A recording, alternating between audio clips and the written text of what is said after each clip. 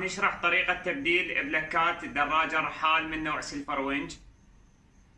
بالأول تكون أنت مجهز البلكات البديلة اللي تريد تستبدلهن.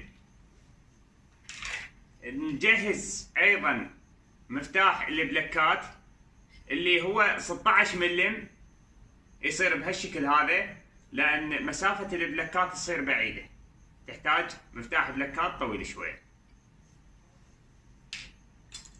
الشرح بسيط، تابعوه للأخير وراح تتعلمون تبدلون بلكات دراجتكم بدون ما تروحون للمصلح. تابعون. نفتح الجنطة حتى نقدر نفتح غطاء البلكات.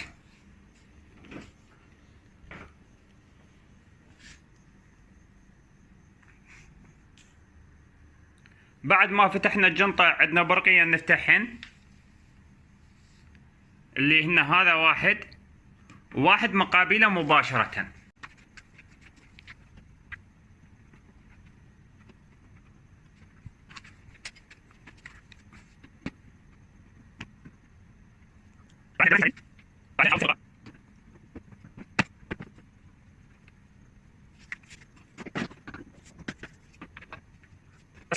هذا مكان البلكات، هذا واحد، هذا واحد، وهذا واحد، هذا واحد. هذا مكان البلكات. طريقة الفتح مالتهن في شيء هي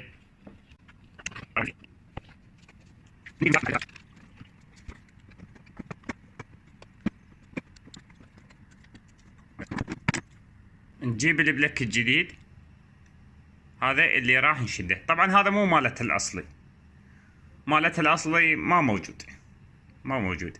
رحت للسنك، رحت للكفاح، رحت شارع فلسطين ما لقيته، فاضطريت اشتري هذا. خليه هنا.